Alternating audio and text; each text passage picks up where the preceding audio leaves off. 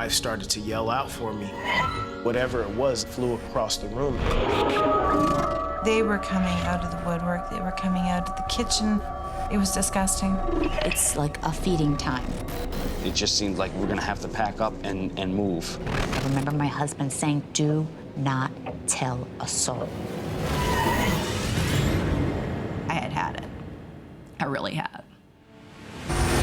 3 different families fighting 3 different infestations. Home is a sanctuary, but invaders don't respect boundaries.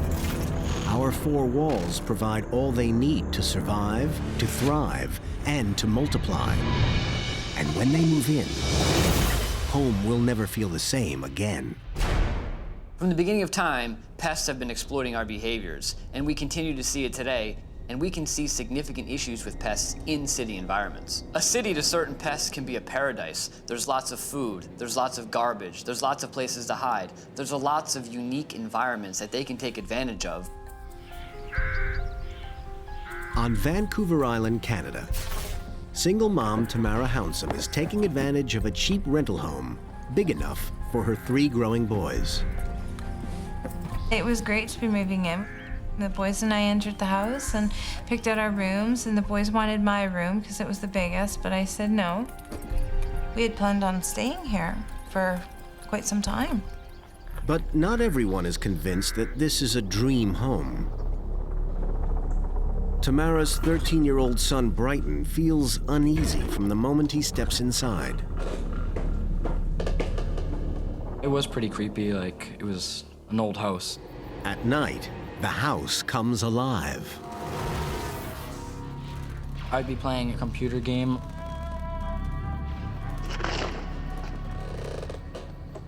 I'd hear something downstairs, like creaks and scratches. It sounded like footsteps. I really thought it was a ghost.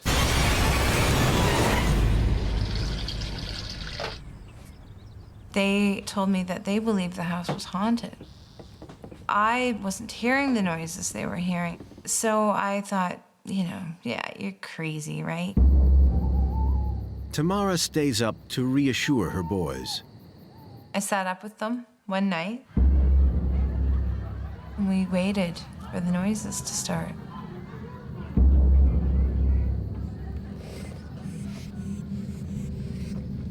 And they did. And at that point, I couldn't reassure them of anything, because I didn't know what I was hearing.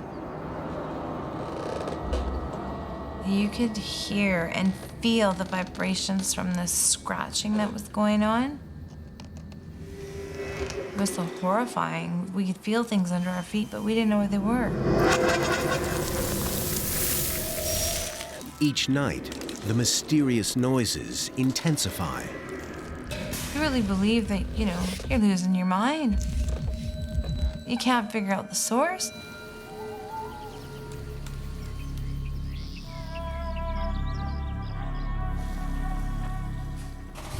As the boys head off to school one day, Tamara's home alone in the kitchen.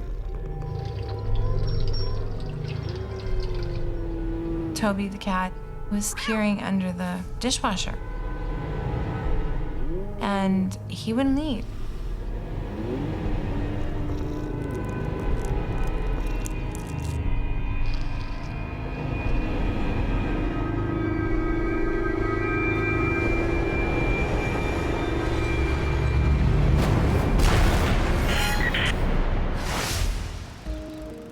Most people think that pests plague cities, not the suburbs.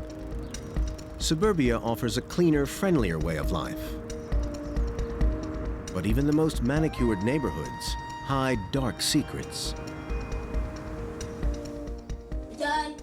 For the Rose family in Matawan, New Jersey, buying a house in the suburbs was an inevitable step along their life plan. This house represented the American dream. Get married, have children, buy a beautiful house. It's a friendly neighborhood, a lot of kids. It's clean, it's green. You know, it's just a nice place to wake up to. It just felt like home. My children were really enjoying the newfound space. just by simply running and yelling and being kids. Their move coincides with the onset of an unusual set of symptoms. Around the same time, my husband was complaining to me about his inner arms being itchy. It was sort of like a little swollen, almost like a mosquito bite, but very itchy. It's not just Frank who's affected. I recall catching little snapshots of my son scratching. He's scratching and scratching. I was noticing my older son waking up in the morning with a series of red bumps in different spots. The back of his neck, sometimes his cheek, and on his arms. I couldn't make sense of it. The doctor says that it's probably some type of allergic reaction to a detergent or a soap that he's using. So I immediately switched to something hypoallergenic. I thought maybe the pillows are old, so I threw all the pillows away. I bought all new pillows, put them in cases, and at that point, it seemed to die down. I wasn't seeing marks anymore. Lauren keeps a close eye on the kids and their bedrooms. I'm cleaning my younger son's room. Looks like he took a pen and was stabbing the bed frame. And I just chalked it up to that and moved on. But there are more signs that something is wrong. As I'm throwing the sheets into the washing machine, I noticed 2 rust-colored spots. And when I touched them, they moved. My first thought is, oh my gosh, I hate living around all these trees and bushes because bugs are getting in. I didn't want to just like toss them on the floor, so I put them in the soap dish. The size of a pencil tip, the tiny brown bugs look harmless to Lauren, but she still shows them to Frank. My husband identified these immediately. I remember him going, "They're bed bugs." What? I wasn't alarmed. I figured I'd come home the next day, pull everything apart, we'd vacuum, clean, set off a couple of bombs, and that would cure the problem.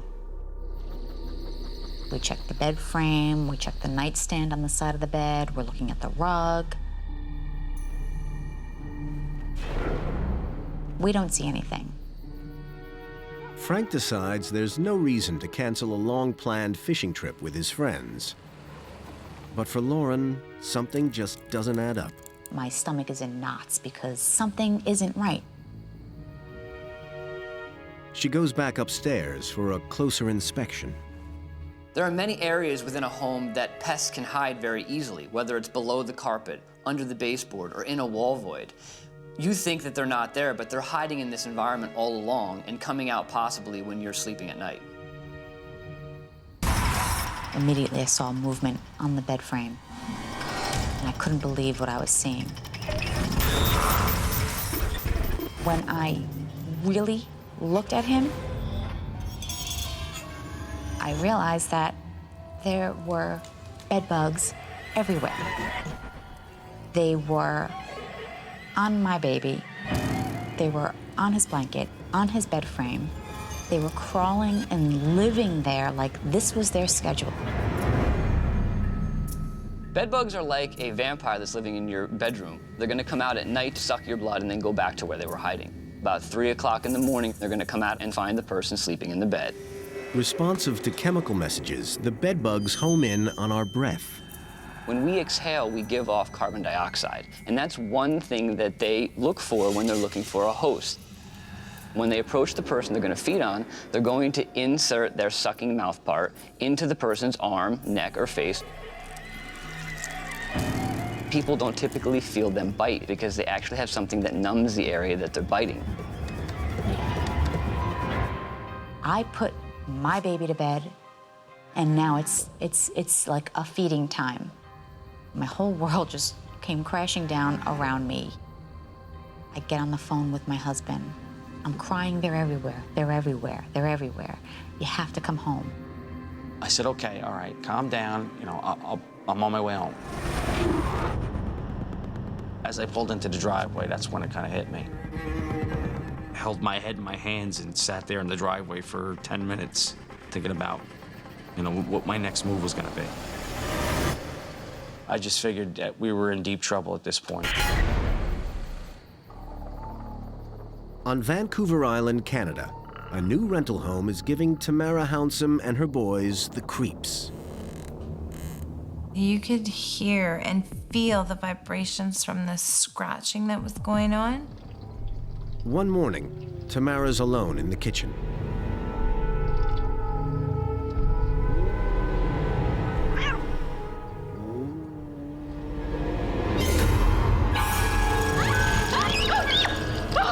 A rat ran right across my toes. Its little nails dug into my foot as it ran across. It was just horrid. I just thought we had to catch it, and that would be the end of the story. But for Tamara and her sons, this is just the first chilling chapter. At the point at which you actually see a rat, that rat is most likely a scout for far larger populations that number in the hundreds. Tamara has only seen one rat, but as the creepy noises continue, she makes the connection. There must be a family of them beneath her house. It's time to sound the alarm. Her landlord is unreachable, so she calls a professional. I got on the telephone and I called an exterminator, and I asked him to come over and assess the situation. Tamara tells the exterminator about the ominous noises.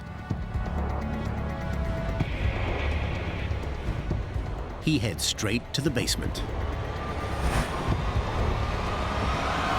He said the house is just invaded with rats. The exterminator says he can bring a swift end to the rats at a price. He said it was going to cost me $1,500. I immediately started crying, and he said he's never had a client cry before. You can get those traps. So he gave us the tips on how to do this ourselves.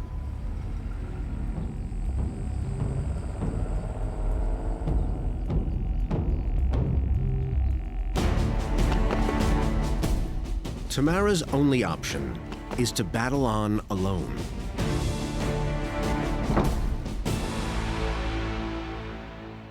Rats thrive alongside humans. Our homes provide warm shelter and plenty of food. We really offer them an unlimited food supply that allow them to reproduce unchecked. Whether it's in our homes or whether it's in our sewers, their habitat expands as ours does. Left unchecked, infestations can easily run into thousands. This one in Florida became so large that rodents turned to cannibalism to survive. There is nothing that they won't eat. Garbage, waste, food in the house. I can't even think of anything that a rat would not eat. Like us, rats love fast food. And at one popular chain, onlookers were horrified to see rats running the show. I was determined we were going to get every single last rat in this house. 15 minutes and we heard the trap go off. And that was the beginning. It makes you jump. And then you have to go look and see what you've trapped. You don't know how big it's gonna be.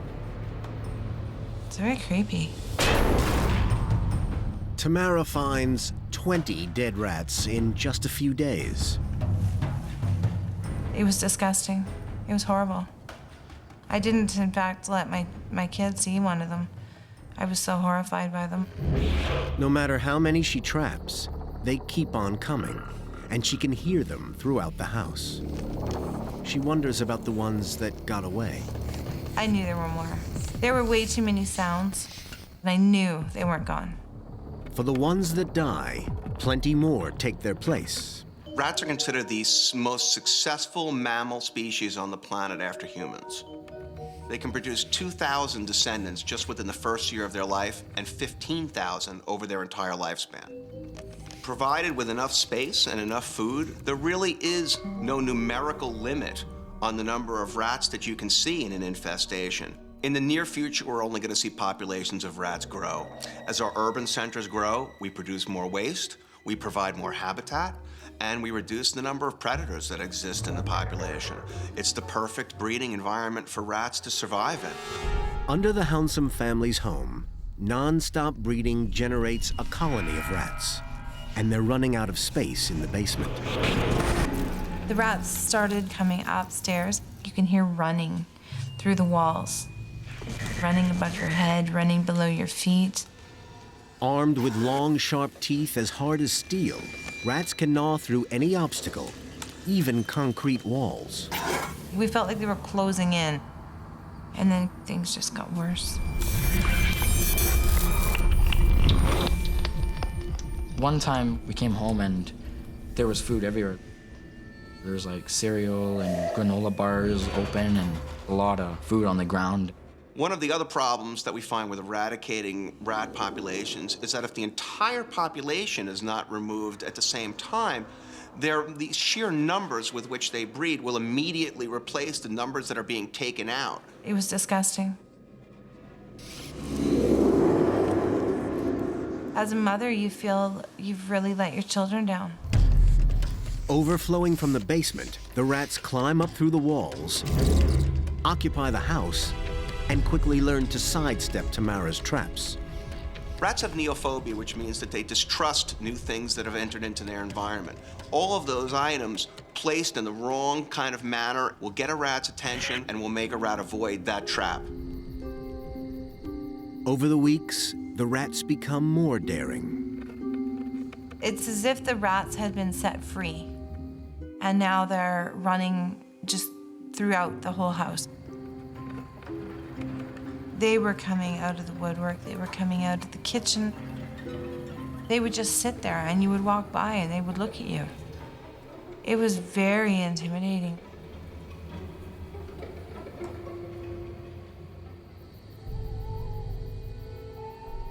With the rats taking over the home, the kids are too scared to sleep alone.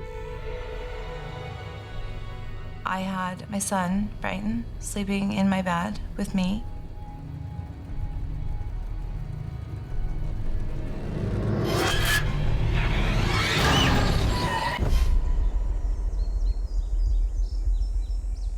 Even the most inhospitable territories are up for grabs as urban areas grow. Phoenix is one of the fastest growing cities in the U.S. Thanks to piped water, oases of desirable neighborhoods have sprung up, attracting families like the Barnes. It's easy to forget that this was once a parched landscape, home to desert creatures. One of the things that attracted us to this particular house was the fact that the community was so manicured. I think a lot of people kind of lean towards having grass because you have the desert around you and it's a change of scenery, so it's good to have the greenery. The Barnes settle in and soon make friends in their neighborhood. But they discover they're not the only ones attracted to this man-made desert paradise. We had one of Talena's friends over.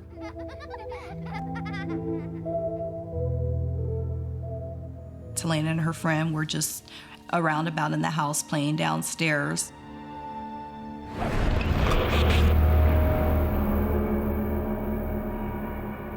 Talena's friend said, "Auntie Tania, there's a bug in here."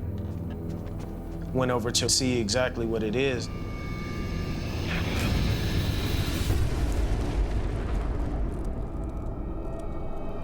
I grabbed a hard shoe and I swatted it. I had never seen a scorpion. Just kind of like a one-time thing, you know, must have gotten in somehow. It wasn't a concern. As the weeks pass, the scorpion is forgotten. One evening I was moving my vehicle into the garage. I seen something crawling across the carport. When I did get a little bit closer to it, I did realize it was a scorpion. Wade puts the two sightings down to coincidence. But their scorpion encounters continue. Over the coming week, they see 1 or 2 a day. At that point, that's when we kind of thought that, this is unusual. The Barnes can no longer ignore their unwelcome guests. It's time to take action. But first, they need to find out what scorpion species they're dealing with. The movement of the scorpion, they're really quick. They have pinchers, ugly little creatures. Just have to be a little bit quicker than they are. Grab them as quick as you can so you don't get stung yourself. The Barnes try to identify what they've caught. There are 40 to 60 different species of scorpions in Arizona. Many of those species look exactly alike. Tonia searches online and is shocked by what she discovers. The scorpions in her house resemble bark scorpions, the most venomous species in North America. Their sting is powerful enough to kill a small child, like baby Nepal. I didn't realize just how serious it was for someone who has small kids. At that point, it took it up a notch. We had the exterminator come out, tell us exactly what we were dealing with. Immediately when he looked at it, he started shaking his head and he goes, "Yeah, that's a bark scorpion." We were upset. Why us?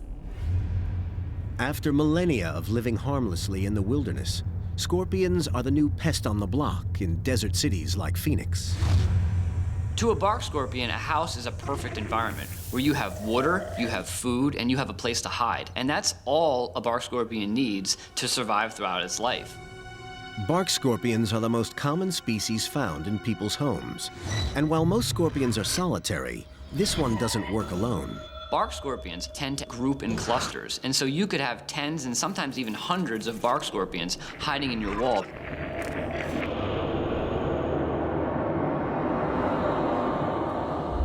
The thought is a very scary feeling, thinking that, they are in the walls multiplying and coming out to look for food. The exterminator sprays pesticides around the house to kill both the scorpions and the insects they prey on. There was a certain sense of calm over the house that we took care of the problem and had the house exterminated. And you take a breath and say, the problem taken care of.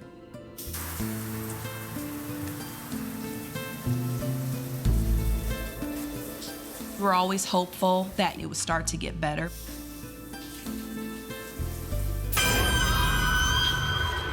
But it never did. On Vancouver Island, Tamara Hounsome is battling an infestation of rats. The rodents have spread through the house from the basement to her bed. The big rat bolted across my bed and out as fast as it could out of that room. I just about died. I made sure my son was okay. I made sure he didn't get a bite. I didn't wake him up because I didn't want him to know, because he'd be terrified. It's just in total invasion of your entire home. I felt like I was losing control of my house. Tamara can't take anymore. The rats are now in every corner of her home. And despite repeated attempts to make contact, her landlord has gone AWOL. Desperate and with no money, she contacts her local news station. I felt like there would be people in the community that might be able to help me in my situation. I don't know what to do. This public appeal for help is her last hope. It's like running my life, and I can't afford an exterminator, and my nerves are just shot, so I need to get out of here. So I did the story. After the story aired, I did get a phone call from an exterminating company that offered to come in and do all the work. It's the same exterminator that Tamara called out before. After watching the news story, he convinces his boss to let him help, for free. They went through the entire basement, and they blocked off entrances and exit ways, and they put in like triple the amount of traps that I had. That took the weight of the world off my shoulders. I felt like I didn't have to deal with it anymore. I didn't have to see another rat. The sense of relief is timely as Tamara's son Brighton turns 14. At last, the house feels like a place to have fun in. I had about 5 friends over, and we played some games. It was a fun birthday party. I went into the kitchen to check on the cake.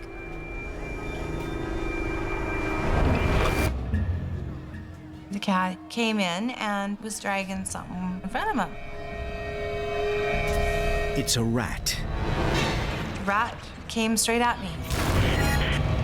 Bit me in the toe. Oh, it hurt. Like you stepped on a nail and it's gone right through your toe. I ran around the kitchen and I chased it and I chased it.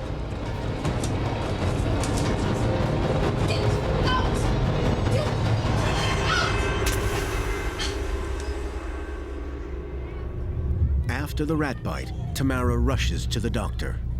Rats can carry over 40 diseases that are transmissible to humans. The big ones that we see, salmonella, toxoplasmosis, leptospirosis, tularemia, hepatitis, a number of intestinal diseases. In a nutshell, not a clean animal.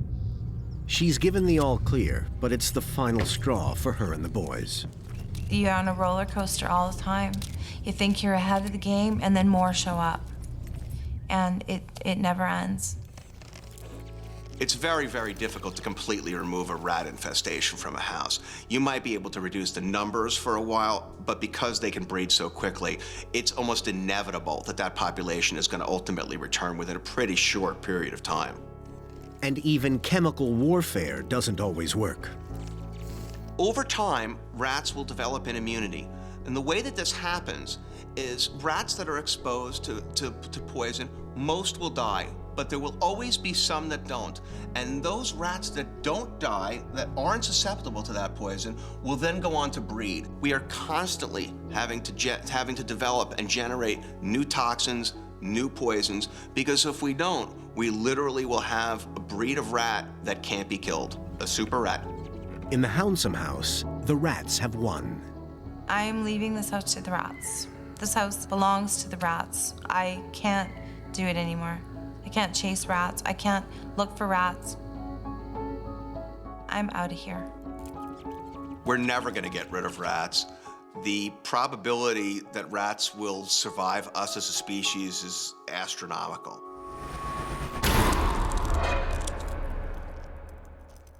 In New Jersey, Frank and Lauren Rose have discovered bed bugs in their child's bedroom.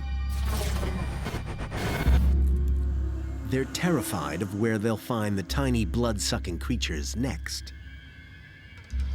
They were on my baby. They were on his blanket, on his bed frame. I was very afraid. A lot of people's homes to them are their sanctuaries. It's where people go to be safe, to rest, to spend time with their family. When your home is being invaded by things that you don't want there, whatever that pest may be, it's a very disturbing experience. My baby's laying there being fed on by 5, 10, 15, 20 bugs. I was racking my brain trying to figure out how I could have gotten this bug.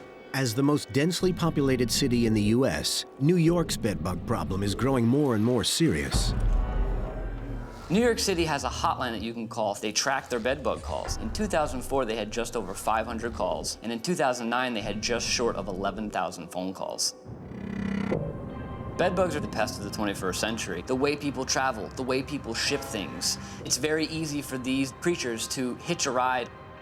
Some cities are even reporting an increase of 500% or more.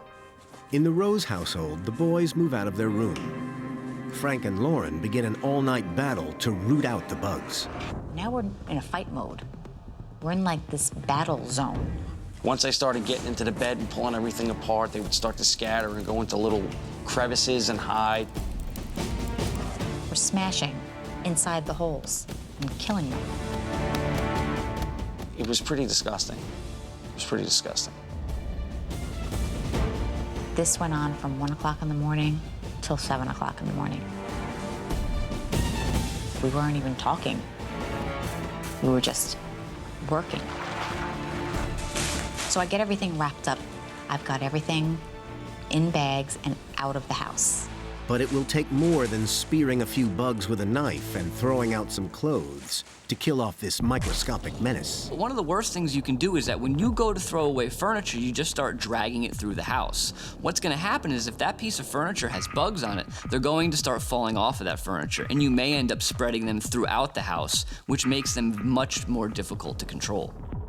All you need to start a bedbug infestation is one adult female that has been fertilized and is ready to lay eggs. And say she lays 3 to 5 eggs, those eggs will hatch, and there is likely to be a male in those eggs that hatched. As fast as Frank and Lauren can kill them, the bugs are reproducing. Each female can live for more than a year and lay up to 500 eggs in that lifetime. The Roses are horrified to imagine what their new neighbors will think. I'm mortified. I don't want anyone to know. And I remember my husband specifically saying to me the next day, do not tell a soul. People feel a stigma attached to bedbugs where they're associated with the poor and with dirty homes, when that's not the case at all. Bedbugs can infest anybody's house, no matter how much money you make or no matter how clean your home is. Frank and Lauren hope their extreme cleaning will have vanquished the bugs once and for all. But again, a week later, I was getting bit. The battle moves to the next level with a professional exterminator. He said that from what he saw, that it had been quite a few months that they had been living there, and it was a pretty decent-sized infestation. And once established, bedbugs can take over every corner of a room. As infestations grow, although they are primarily found associated with beds, they can be found in other areas, such as nightstands and alarm clocks, or radios, or even stuffed animals. In cities, people are living on top of each other, and what that presents is an opportunity for pests to go from one person's apartment, say, to another person's apartment, and quickly spread throughout in a building. The initial feeling was, we have someone here, they're gonna take care of our problem, this is gonna be over soon. We started to feel a little bit better at this point. Our bedrooms and the whole 3rd floor is now quarantined off. Doors are closed, the whole 3rd floor is off limits. The family moves downstairs while the infested upper level is sealed off. The next morning, Lauren is straightening up the makeshift beds in the living room when she finds a bedbug. It's dead. So we said, okay, it's all right. We found a dead one. And dead bugs don't bite. Lauren sounds the all clear. A common reaction that people have when they find bedbugs in the home is that they're gonna go sleep in another room. But what's gonna happen is that after a time, these bugs are gonna follow you around the house wherever they have to go to find you. That can actually make the infestation much more difficult to treat.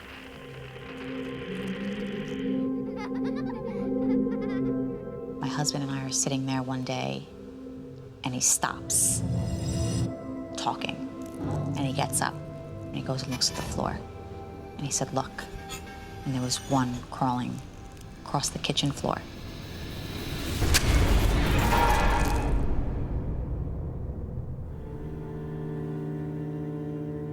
Blood splattered out of this bug. That was my child's blood. It was so offensive to me. It's the worst possible news. Despite professional pest control treatment, the bugs have reappeared, and somehow they've spread downstairs. Immediately, our eyes went right to the sock monkey. It was one of his favorite things to play with, so it was always upstairs and downstairs, upstairs and downstairs. All the money spent on pest control measures upstairs has been for nothing. The bedbugs have simply hitched a ride downstairs on their son's favorite toy. Bedbugs can be attracted to anything that you handle regularly because it's going to have your odor on it. Even a child's stuffed animal that it plays with all the time, it could be attracted to that item because it smells like the child. They're powerless to defend themselves from a tiny bloodsucker that will go a long way for a meal. Bedbugs can travel 50 to 100 feet or more in search of food if they are hungry enough. Lauren and Frank are now spending thousands of dollars on more extermination efforts. We called for our follow-up treatment and took a contract out to treat the whole house. And this time, they sprayed everywhere. Every single room in the entire house. Surely, it's game over, even for the battle-hardened bedbugs.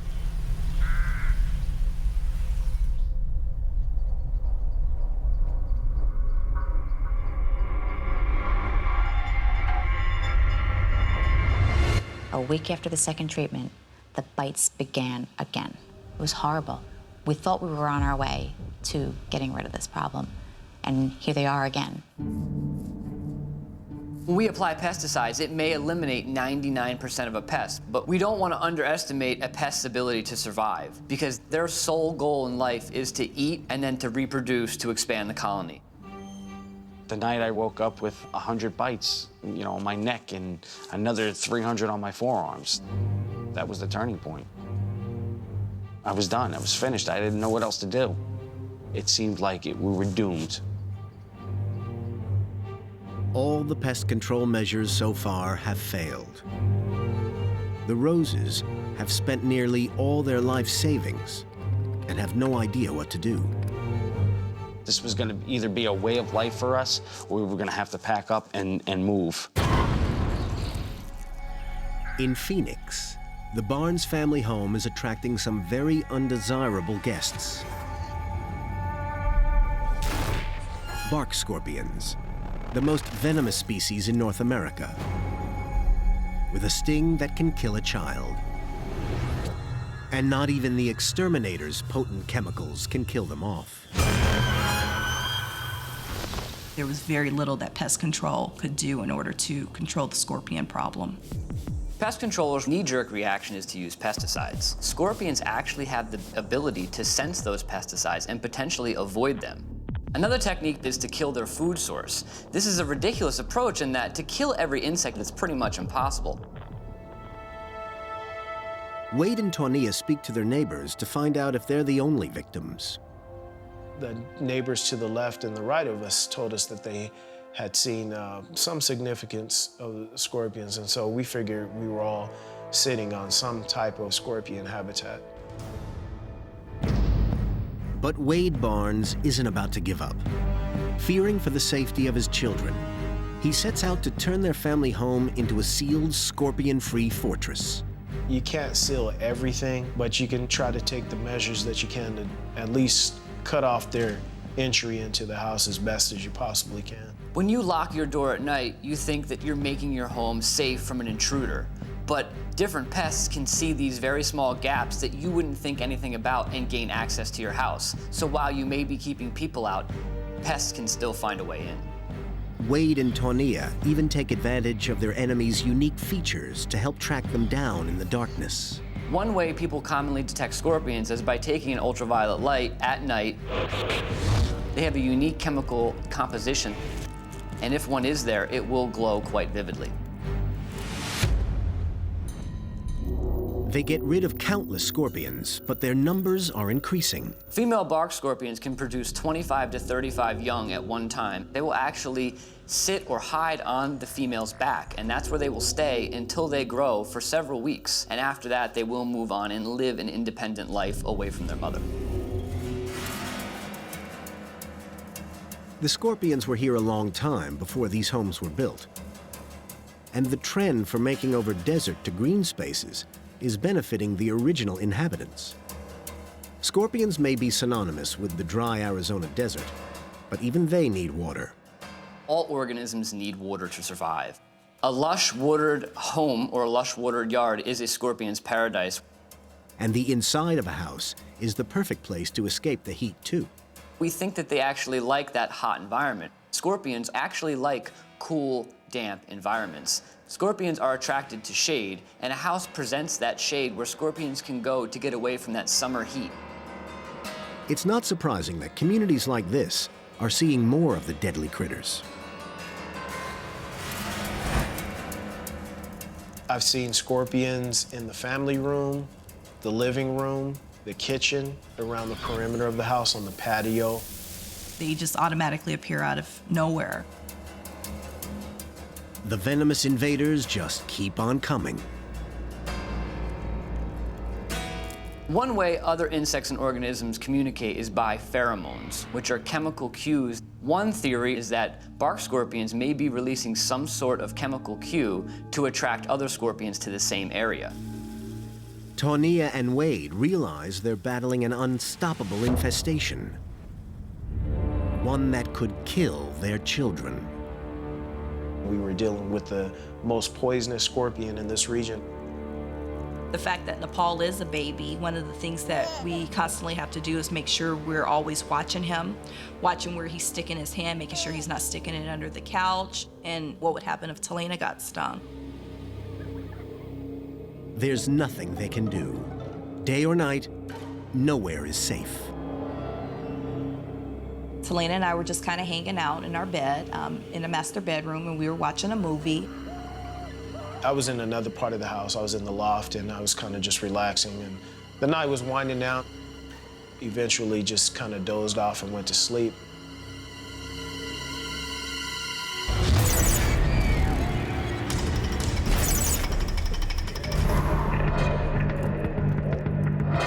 In New Jersey, an infestation of a sinister pest is pushing the Rose family to the breaking point. It seemed like we were doomed. Like this was going to either be a way of life for us, or we were going to have to pack up and move. They expected professional extermination treatments to solve the problem, but the bedbugs are back. Blood splattered out of this bug. With the entire house now plagued by these resilient vampire insects, the Roses discover an extreme but expensive final option is available: total obliteration. Bedbugs are very susceptible to temperatures over 120 degrees Fahrenheit. Once they're exposed to those temperatures, they die very quickly. And so people are using heat to control bedbug infestations. That will kill all stages of bedbugs, both the ones that are walking around and the eggs. We did what we had to do. We pulled together every last penny we had and had this company come in and heat our home to 150 degrees.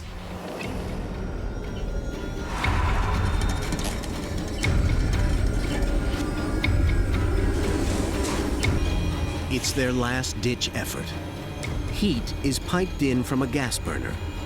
The entire house is baked.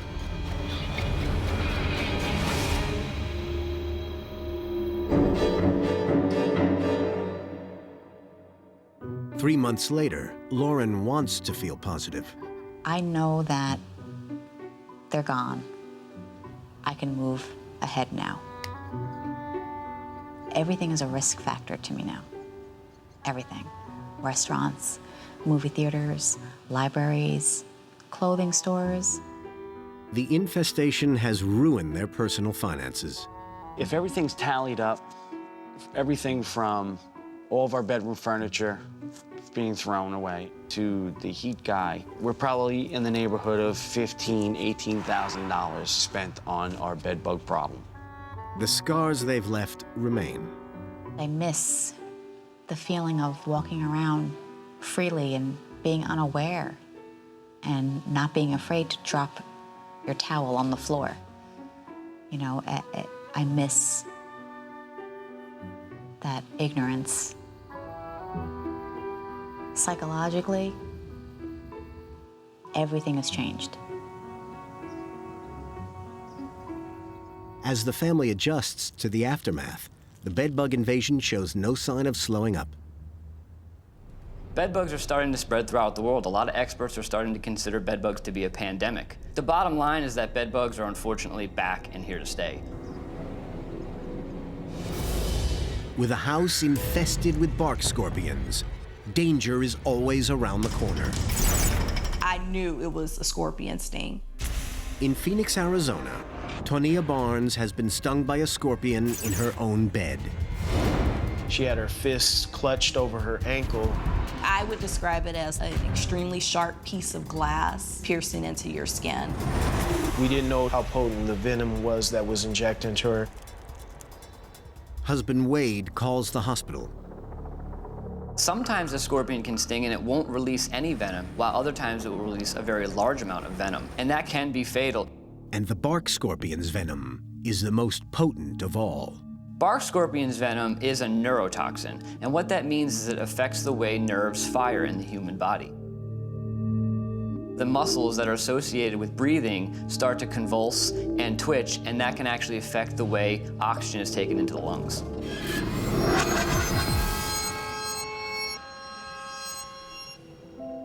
Tonia is lucky.